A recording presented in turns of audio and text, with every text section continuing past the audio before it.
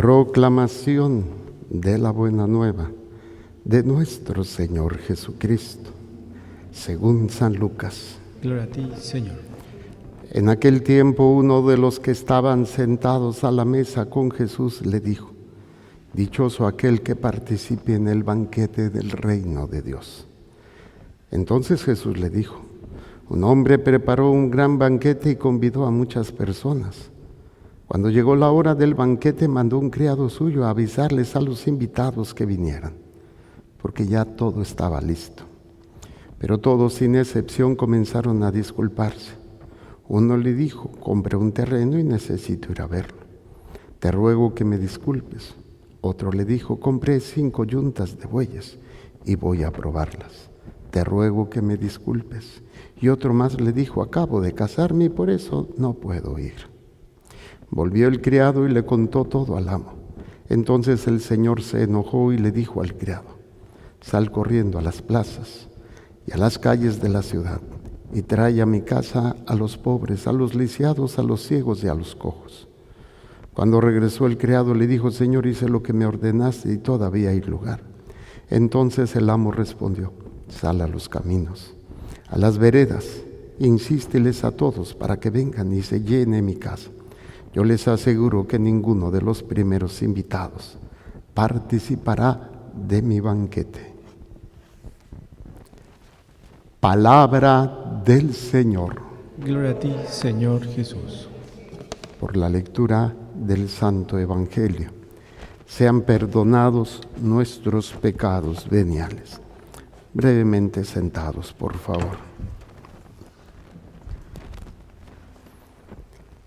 Cuando íbamos de compras con mi mamá al mercado sobre ruedas, que era donde normalmente ella se surtía para la comida, pues de alguna manera pues ella escogía, esa es la ventaja.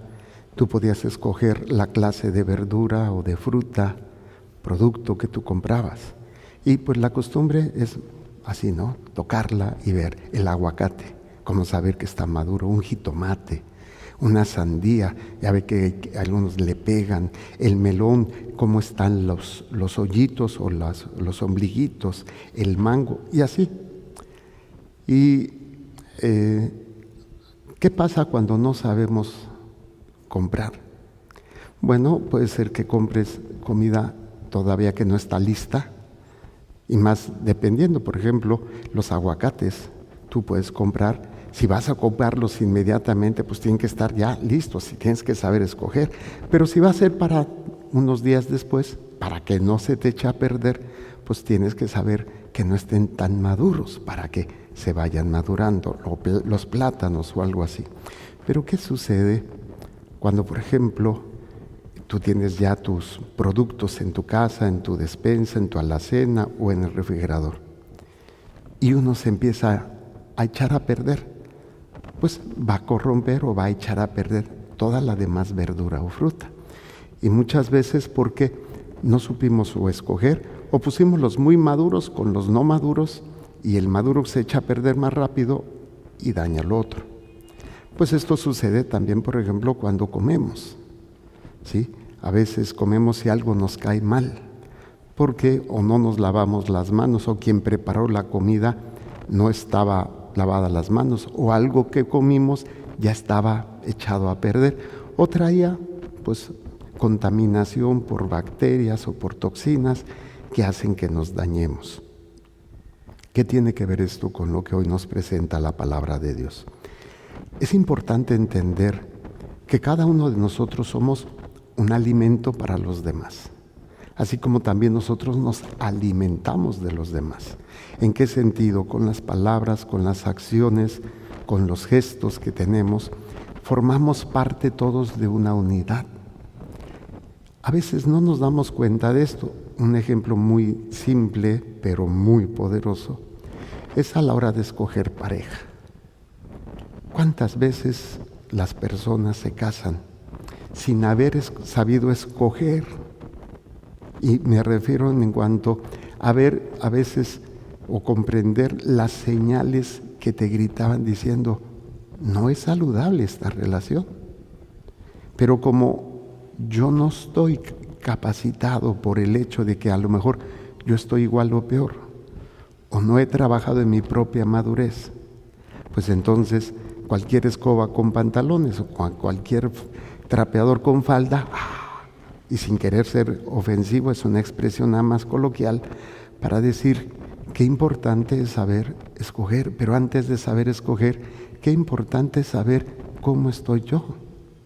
Esto es lo que nos presenta la primera lectura de Pablo a los romanos, en el capítulo 12, versículos del 5 al 16.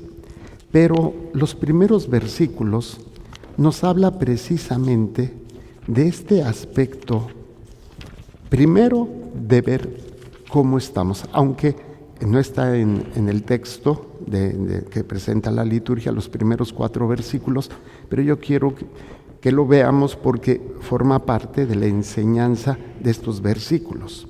La primera parte es importante, ¿cómo estoy yo? ¿Cómo debo de ser?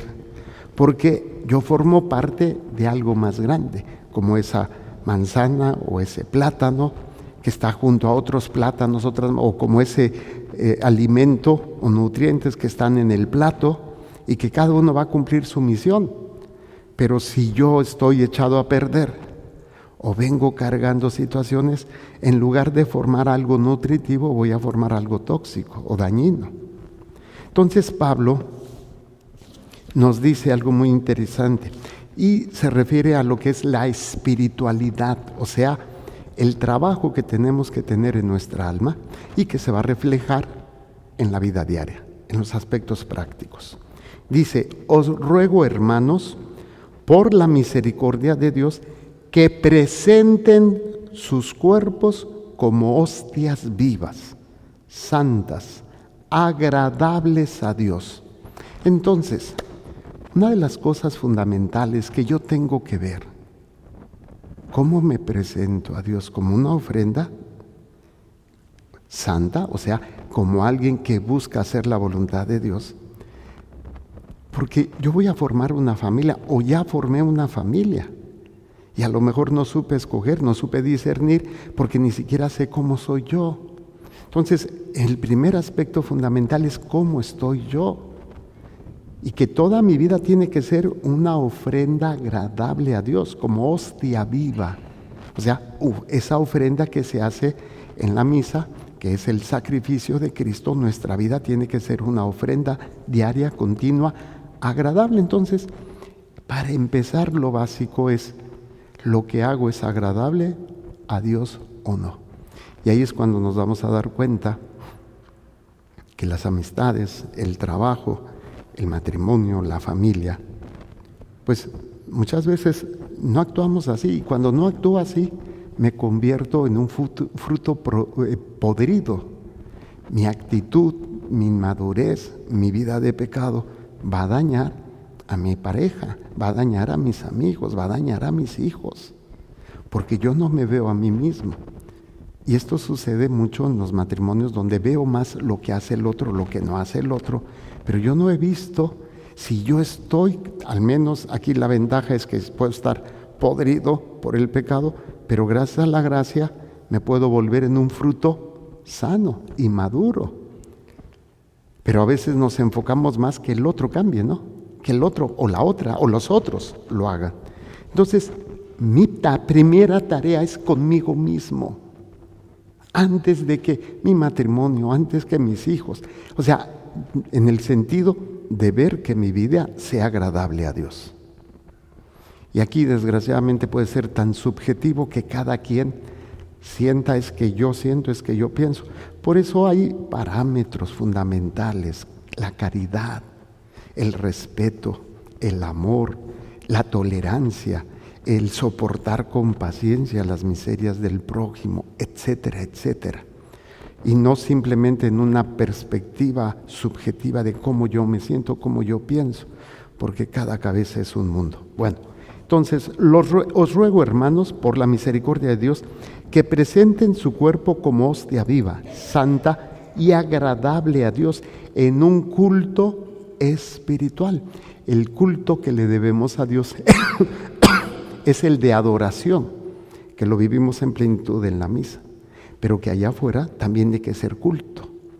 Todo lo que yo hago, ofrecido a Dios. Y así estoy haciendo.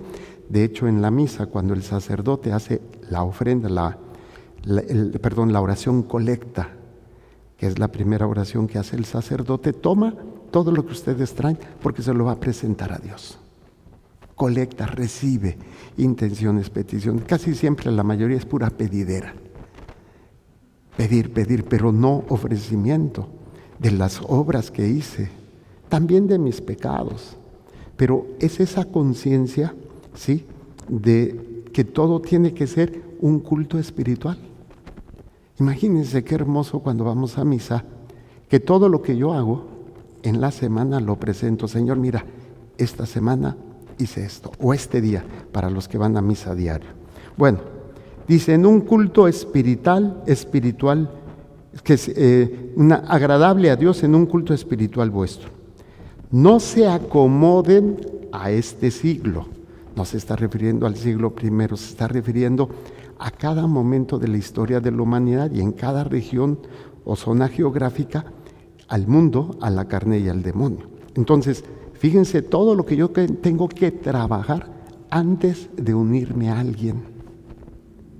Y no lo hacemos. No lo hacemos. Pero no quiere decir que no se pueda hacer y se pueda trabajar en el caminar, ¿no?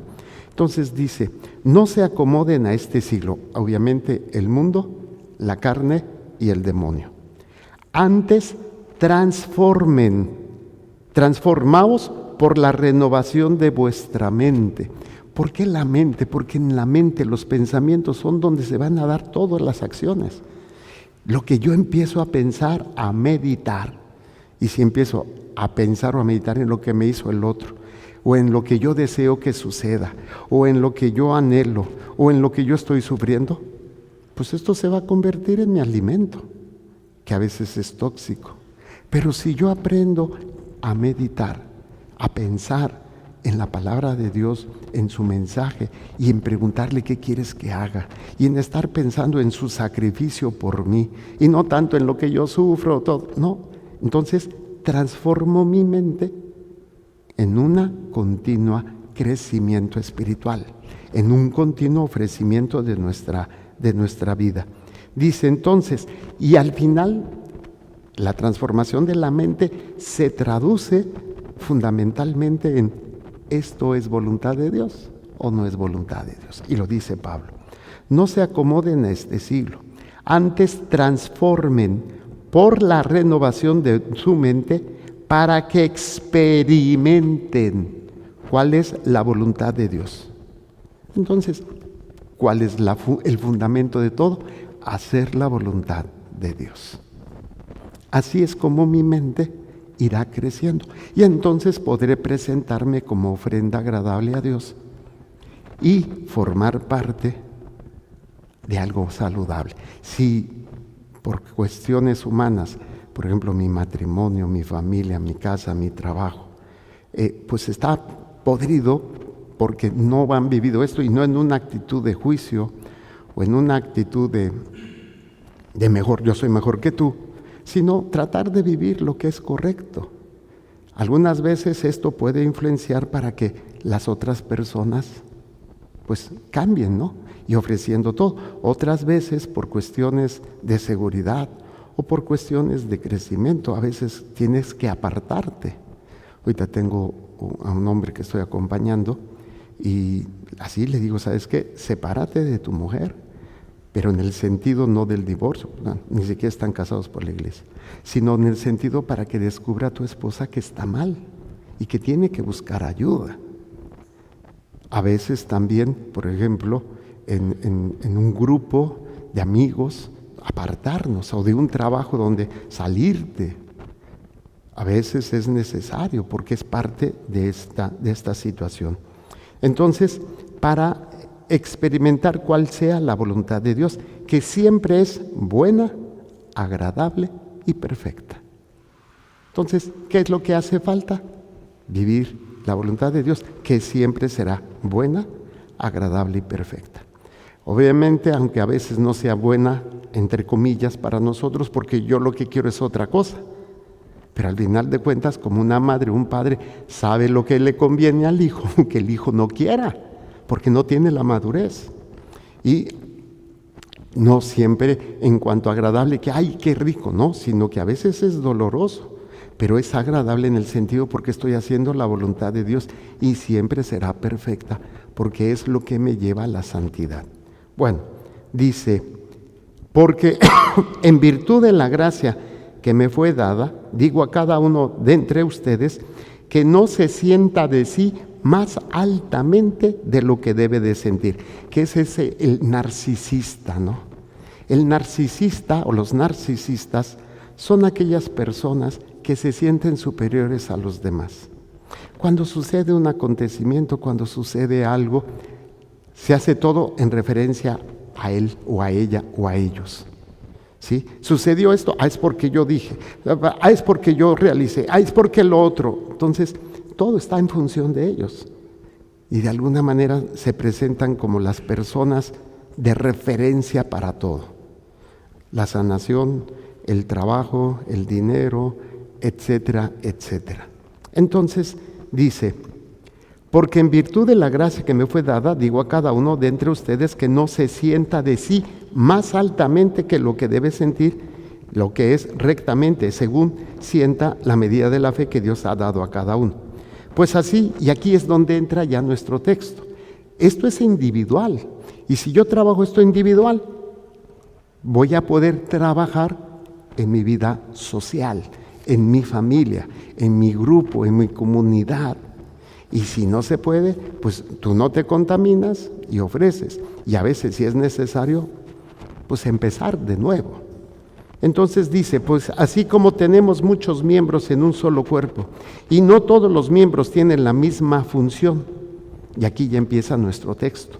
Del mismo modo, los que somos muchos, formamos un solo cuerpo. Entonces, empezamos de lo individual a lo comunitario. Siempre.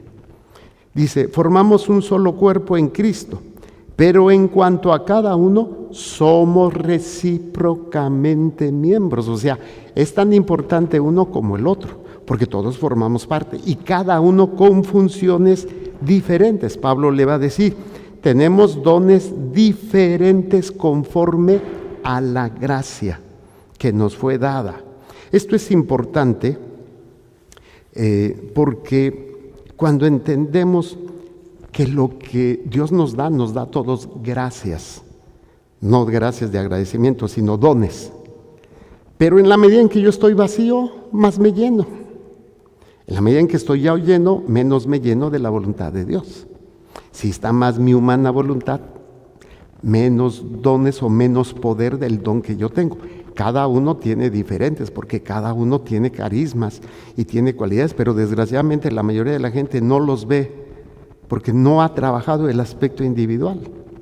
O empiezan a tener algún don y lo exacerban y lo ponen como yo, y eso es peligroso. Entonces dice, del mismo modo que de los que somos muchos formamos un solo cuerpo en Cristo, pero en cuanto a cada uno somos recíprocamente miembros. Tenemos dones diferentes conforme a la gracia que nos fue dada. De profecía, para hablar según la regla de la fe. ¿En función de qué viene la cantidad o la fuerza del don? Está la de los apóstoles, luego está la de la profecía, luego está la de los maestros. La profecía como que siempre la relacionamos como algo de hablar del futuro. Y no es eso solamente, porque tiene que ver otros elementos que van a ser fundamentales, ¿sí? Y cuando vemos, por ejemplo, la profecía es edificar, es construir, es exhortar a los demás, pero también es consolar. Ese es el don de profecía. También nos habla del pasado, del presente y nos puede hablar del futuro. Y anuncia y denuncia las cosas que son de Dios y las que no son de Dios. Entonces no tiene que ver nada más con el futuro, sino exhortar, construir, edificar. consolar.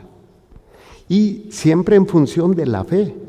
Y esto obviamente dice que toda profecía, por ejemplo, las que se dicen que va a suceder, tiene que estar confirmada por la fe, que es la obediencia a la revelación, a lo que Dios ha dado, no a lo que yo pienso, no a mi interpretación personal, sino a la fe, a lo que ya se sabe. Recuerden que la fe viene de la escucha, de la obediencia y de la confianza. Entonces, en la medida de la fe se reciben los dones, y a mayor fe, o sea, mayor disponibilidad a hacer la voluntad de Dios, los dones van creciendo, se van fortaleciendo. Pero, por ejemplo, el don de profecía, que cuántas veces no hemos oído, yo desde niño oía que ya se iba a acabar el mundo. Había un libro que mi mamá leía que tenía en el buró, que decía 1964 y el fin del mundo. Luego el año 2000, que porque el cambio, que quién sabe, que luego el 2012, no, el 2025, no, ya el 2026. Sí, va a haber un fin del mundo, pero eso no es profecía. Eso es adivinación. ¿Por qué? Porque nadie sabe el día ni la hora, solamente Dios. Entonces, mi tarea, proféticamente hablando, es anunciar y denunciar lo que es de Dios y lo que no es de Dios. También edificar, o sea, poder construir la fe en los demás, consolar en los momentos de prueba, exhortar cuando estamos desanimados. Y también, otro aspecto de la profecía muy importante, revelar lo que está oscuro, lo que no se entiende, lo que está velado para poder ser entendido. Pero no es adivinar el futuro o predecir que viene esto. Ha habido muchas revelaciones privadas. Padre Pío dicen de los 3 días de tinieblas y muchos otros que han dicho que va a suceder. No te preocupes por eso, preocúpate por ser verdadero cristiano, por vivir la fe. De todas maneras, todos nos vamos a morir.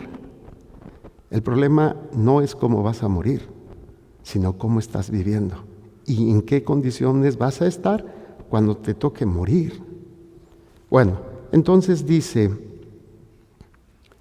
tenemos dones diferentes conforme a la gracia que nos fue dada. El de profecía para hablar según la regla de la fe, el de ministerio para servir, o sea, el que se pone a servir, el de enseñar para la enseñanza, ya de exhortar para la exhortación, el que da, hágalo con liberalidad, o sea, generosamente, el que preside con solicitud, con fervor, con esa entrega, y el que usa de misericordia con alegría.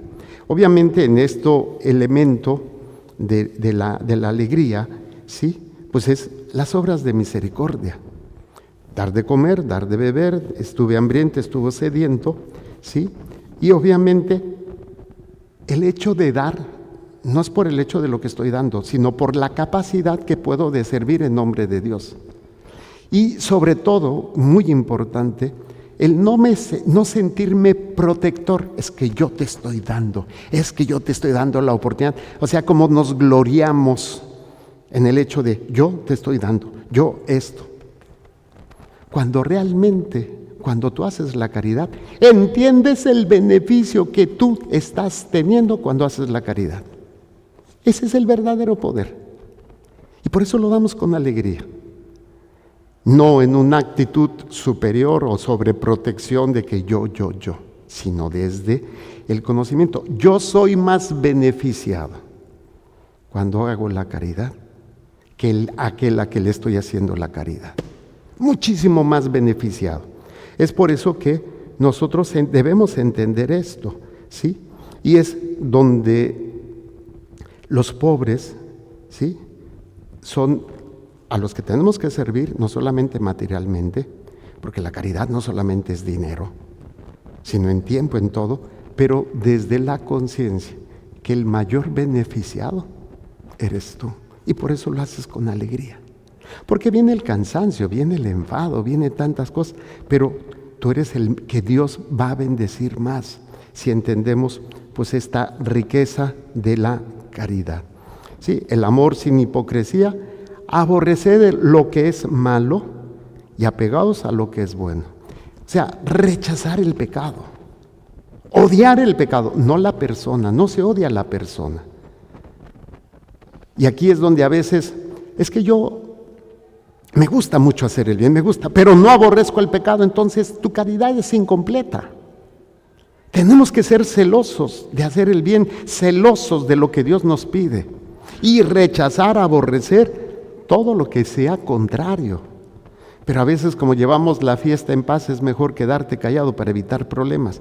Sin enjuiciar, sin atacar, no se rechaza al pecador, se odia al pecado, el acto.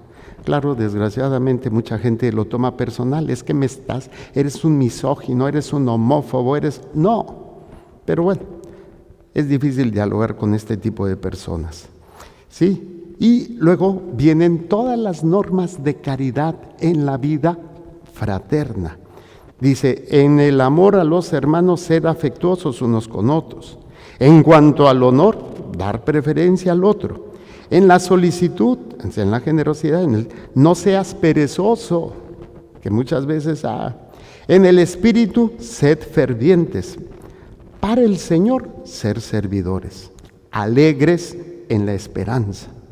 Pacientes en la tribulación. Perseverantes en la oración. Participando en las necesidades de los santos. Solícitos en la hospitalidad. Bendecid a los que os persiguen, bendecid y no los maldigan. Pues eso es una tarea colosal.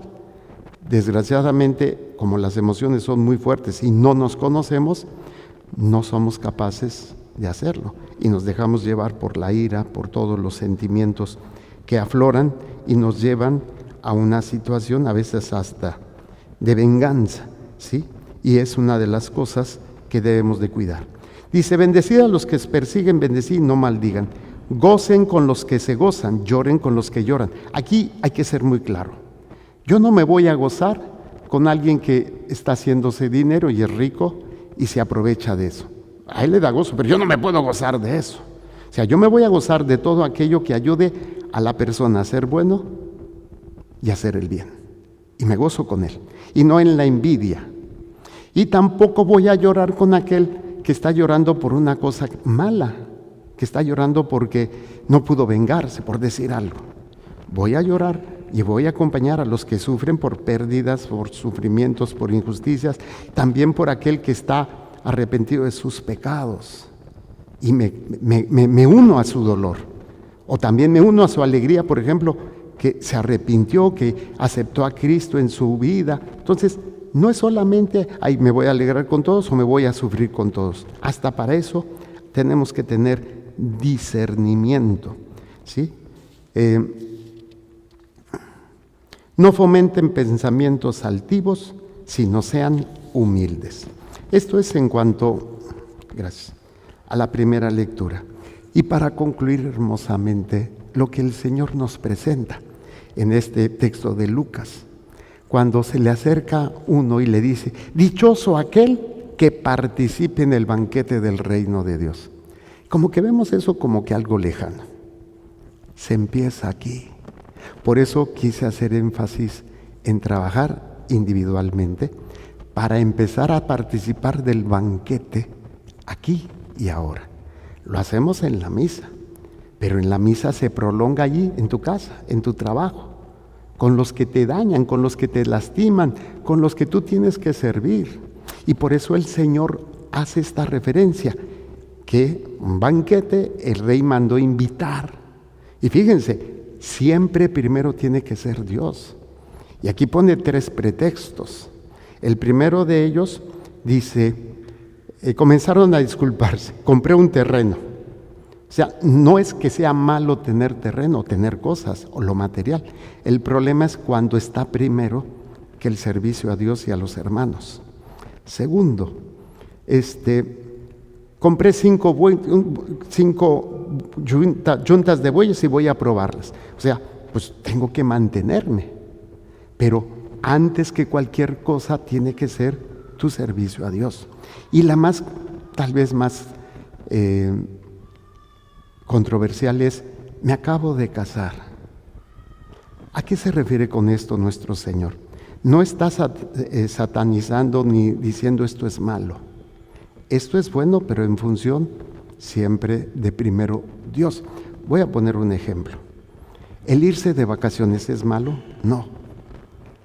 Pero ¿cuántos de los que salen de vacaciones lo primero que buscan es dónde voy a ir a vivir la misa el domingo?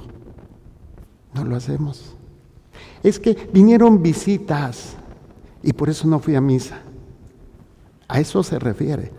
Poner primero algo o alguien que mi deber como cristiano. Por ejemplo, la misa o la caridad. Nunca puede posponerse la caridad o el servicio al prójimo. Entonces, el banquete del reino ya se vive en la vida diaria cuando hago lo que tengo que hacer en nombre de Dios, sirviéndolo a Él en mis hermanos. Y por eso el Señor dice, volvió el criado y le contó todo al amo. Se enojó y dice, sal a las plazas, trae a mi casa pobres, lisiados, ciegos y cojos. Todos aquellos que eran rechazados, porque eran los pecadores. La enfermedad era signo de pecado. Y al ser invitados, que es cuando se les evangeliza, a veces los que más sirven son los que eran más pecadores. Yo lo veo, tengo amigos que se han convertido de que eran protestantes o eran ateos y se han convertido al catolicismo. Son tan fervorosos, pero son tan entregados que muchos católicos, que hemos nacido católicos, pasivos. No, ellos entienden esta tarea de salir, de evangelizar, de enseñar, de transmitir la fe. Y desgraciadamente nosotros es que estoy enfermo. Ay, es que me quedé dormido rezando. Ay, es que estaba lloviendo y por eso no fui a misa. O sea, pretextos para no hacer lo que Dios nos pide. Dice, cuando regresó el criado, pues volvió, dice, ¿hay todavía lugar? Pues sal a todos lados. O sea, la invitación es para todos. Claro que hay el proceso de aceptación de la invitación, o sea, de vivir haciendo la voluntad de Dios. Y nosotros que nacemos católicos, nunca nos preocupamos por hacer esto. Y por eso los últimos serán los primeros o los primeros últimos. O incluso muchos ni siquiera van a entrar, lo dice al final. Sal a los caminos y a las veredas. Insísteles a todos para que vengan y se llene mi casa. Yo les aseguro que ninguno de los primeros invitados participará de mi banquete. Si yo no participo ahorita del banquete de Dios en el ministerio con los carismas que Dios me ha dado, no voy a participar de la vida eterna. Hagamos un momento de silencio.